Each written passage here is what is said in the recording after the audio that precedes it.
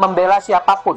Tetapi sebagai anak bangsa, saya tidak mau ada agen asing, ya, ada orang luar yang mengacak-acak Indonesia dengan pemberitaan yang negatif. Saya banyak disebut sebagai anak Mulyono, katanya. Anak Mulyono. Tapi saya nggak peduli, ya. Mulyono kan manusia. Alhamdulillah, gitu ya, bahwa saya masih manusia daripada dibilang anak sapi atau anak onta. Pati sedang mendekati Prabowo dan sebagai kelanjutannya Gibran akan disingkirkan sebagai wakil presiden.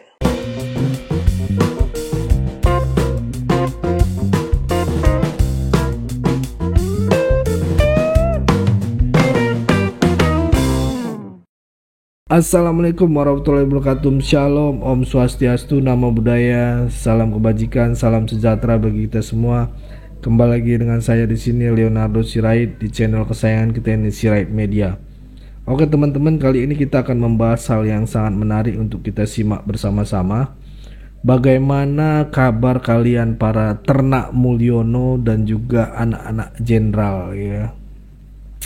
Semoga kita semua selalu diberi kesehatan dan juga diberi kekuatan dan ketabah dalam menghadapi ternak-ternak banteng dan juga ternak-ternak onta.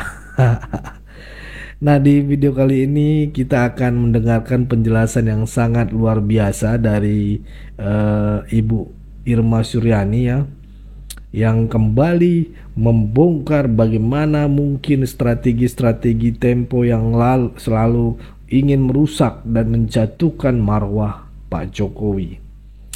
Nah, selain itu ada juga isu dari Ade Armando yang mungkin sedikit mempermalukan orang-orang PDIP, teman-teman, ya, karena niat pertemuan antara Megawati dan juga Pak Prabowo. Apakah ada niat terselubung di balik pertemuan itu?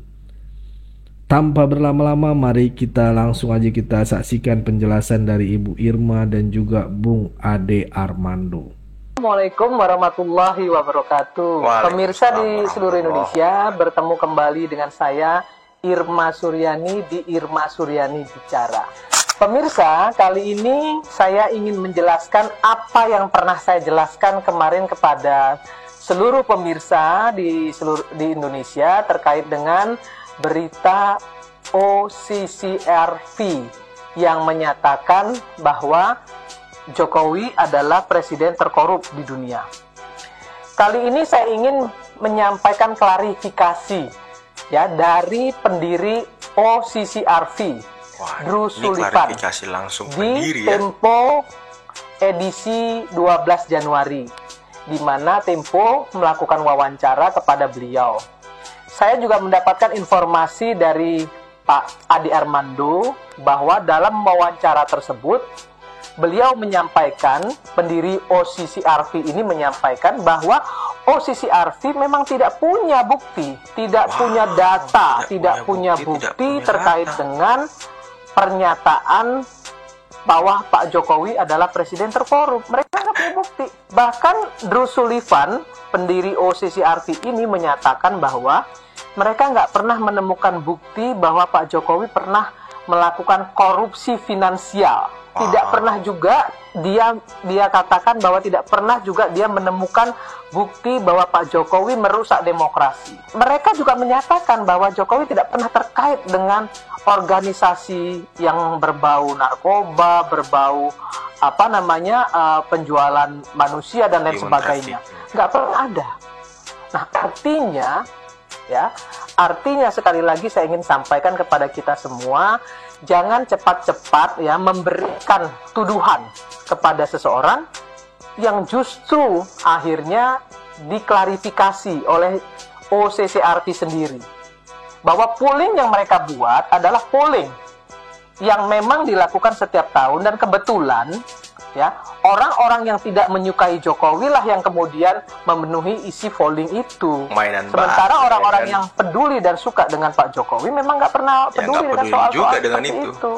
Seperti yang disampaikan oleh Ali bin Abi Thalib, tidak perlu kau jelaskan tentang dirimu kepada siapapun yang menyukaimu, karena mereka nggak perlu itu. Ya, nggak butuh. Abaikan orang-orang yang tidak menyukaimu, karena dia tidak akan bermaslahat untukmu. Dia tidak akan mendoakanmu, bahkan dia terus akan menghujatmu. Apapun yang kau jelaskan tentang dirimu, dia kan nggak akan percaya. Sama seperti yang terjadi hari ini. Saya bukan ingin membela siapapun, tetapi sebagai anak bangsa, saya tidak mau ada agen asing, ya, ada orang luar yang mengacak-acak Indonesia dengan pemberitaan yang negatif. Ternyata sekarang apa buktinya? OCC Arfi sendiri sudah melakukan klarifikasi. Nah, kenapa kita masih goreng-goreng berita ini? Saya kira pemirsa di seluruh Indonesia sudah harus mulai move on. Harus mulai move on. Move on ya. Jangan lagi ya menyukai atau baca berita judul, tapi baca isi, sehingga tahu fakta yang sebenarnya seperti apa. Saya banyak disebut sebagai anak Mulyono, katanya. Anak Mulyono. Tapi saya nggak peduli, ya. Mulyono kan manusia. Alhamdulillah, gitu ya, bahwa saya masih manusia, daripada dibilang anak sapi atau anak onta. Gitu kan, mereka juga, Bu. itu binatang, berarti kan mereka anak binatang. Artinya saya nggak mau mengatakan kepada kita semua hari ini bahwa yuk kita bersama-sama membangun bangsa ini ke depan menjadi lebih baik lagi. Jangan saling hasut, jangan saling hujat, gitu ya. Mari kita cintai Indonesia ini. Jangan pernah lelah mencintai Indonesia. Jangan pernah mau ya persatuan dan kesatuan bangsa kita dipecah belah hanya sekedar gitu ya, karena kepentingan kelompok, tidak pernah mau move on, kalah pilpres, karena orang yang didukung misalnya kalah, gitu ya. Saya sebagai salah satu anggota dari partai yang mendukung ya satu calon yang kemudian kalah, kami berusaha untuk menerima kekalahan itu dengan hati yang lapang. Nah, kemudian kita bergabung kepada pemerintah, mendukung pemerintah yang sah hari ini. Kenapa? Karena bagi Nasdem, bagi kami, kepentingan bangsa dan negara ini harus di atas kepentingan partai politik. Nah, jadi seluruh bangsa Indonesia, yuk kita sama-sama membangun bangsa ini, dukung pemerintah, kawal pemerintah, kritisi pemerintah kalau tidak bermaslahat untuk rakyat. Itu yang akan saya sampaikan kepada kita semua, agar kita tahu bahwa Indonesia ini adalah periuk nasi kita, Indonesia ini adalah rumah kita, dan Indonesia ini adalah bangsa dan negara kita. Cintai Indonesia, jangan pernah lelah mencintai Indonesia. Salam keindonesiaan. Kita jujur aja lah ya, nggak ada sesuatu dilakukan tanpa ada tujuan, tadi saya katakan kan. Sekarang kan ada pertanyaan besar, kenapa tiba-tiba saja saat ini ya kita melihat rangkaian message nih, pesan dari PDIP bahwa Bu Mega udah bikin pernyataan mau makan nasi goreng. Kemudian Pak Ahmad Basarah bilang kita kepengen ketemu sama Gerindra. Pak Guntur Romli juga menyatakan bahwa kalau dengan Prabowo tuh jauh lebih menyenangkan daripada dengan Jokowi. Pesan-pesan itu kalau dikumpulkan tuh artinya adalah menunjukkan bahwa memang ada keinginan dari PDIP untuk bertemu dengan Prabowo, ya. Dan Mas Eno tadi sudah menyatakan, tapi jangan bawa-bawa Jokowi ya. Artinya bahkan kita pun tidak perlu membicarakan Jokowi dalam konteks ini. Buat saya disitulah letak masalah utamanya, ya. Kenapa tidak kelihatannya sampai sekarang masih sulit bagi kedua kubu untuk bisa bertemu dalam sebuah makan siang atau bahkan dalam sebuah acara formal mereka berdua? Itu karena Pak Prabowo pasti akan mempertimbangkan bagaimana sikap Pak Jokowi dalam hal ini, ya. Buat saya Pak Jokowi itu adalah faktor yang sangat penting bagi Pak Prabowo. Pak Prabowo akan senantiasa untuk nanya, what do you think, Pak Jokowi, ya. Dan Pak Jokowi saya tahu bukan tipe orang yang sangat mendendam misalnya dan mengatakan jangan diterima, nggak begitu. Betul. Tapi bahwa harus ada kesepakatan bersama nih. Nah, kalau sekarang dikatakan oleh PDIP, tapi Pak Jokowi jangan dibawa-bawa ya, menurut saya nggak bisa. Nggak bisanya karena Pak Prabowo tidak akan membiarkan itu terjadi.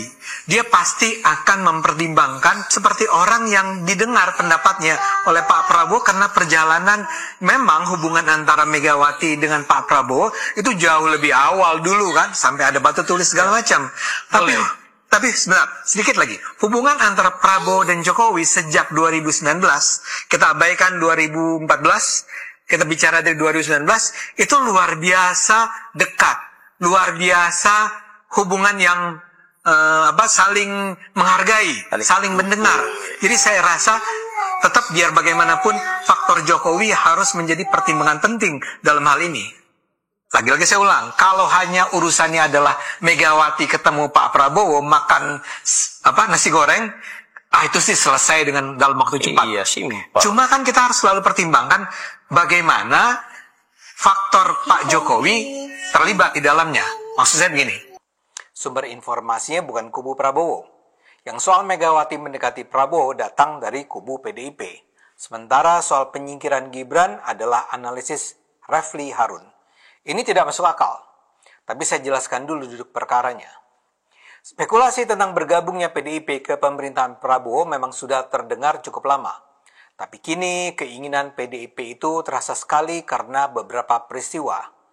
Pertama, niat itu dilontarkan Megawati sendiri saat hari ulang tahun PDIP. Dalam pidato di depan para kadernya, Mega secara khusus berterima kasih kepada Prabowo yang telah memulihkan nama baik Bung Karno, ayah Megawati. Menurutnya ini harus menjadi momentum rekonsiliasi. Megawati bahkan memberi isyarat bahwa dia ingin bertemu Prabowo. Itulah tadi beberapa video yang bisa kita simak, yang bisa kita saksikan kesempatan kali ini teman-teman ya. Dan menarik ya, bagaimana Ibu Irma Suryani menjelaskan yang hal-hal pokok terkait OCCRP ya, terkait dengan bagaimana kita harus mengawal program-program pemerintahan, mengkritisi program pemerintahan. Dan yang terpenting, penjelasan dari Bung Ade Armando ini tadi dijelaskan bahwa ada niat ataupun mengcopy kalimat dari Refli Harun. Ada niat terselubung untuk menggantikan Gibran sebagai presiden dan digantikan oleh Ibu Puan gitu ya, wakil presiden maksudnya ya. Tapi ya saya sepakat dengan kata Bung Ade Armando ini ya, tadi sangat amat berlebihan dan sepertinya mustahil teman-teman.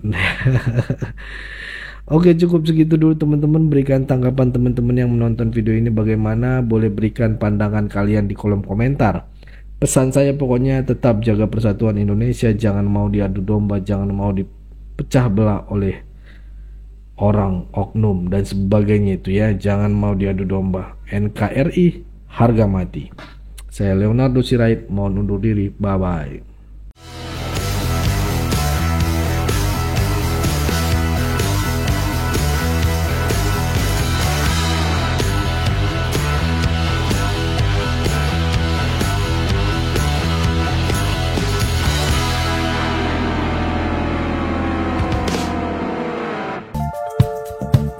Kawan-kawan yang mau mendukung Sirait Media, boleh melalui rekening ini dan bisa melalui Kris Mobile Banking ini.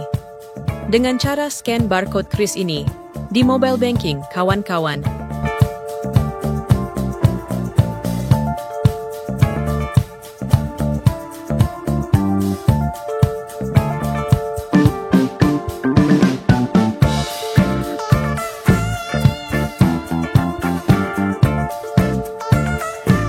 Dan jangan lupa juga mendukung pelayanan di yayasan kami melalui rekening ini dan bisa melalui Kris Mobile Banking ini dengan cara scan barcode Kris ini di mobile banking, kawan-kawan. Berapapun itu sangat berguna bagi pelayanan kami. Mari terus kita suarakan suara rakyat jelata dan terus berdampak bagi Indonesia. Terima kasih.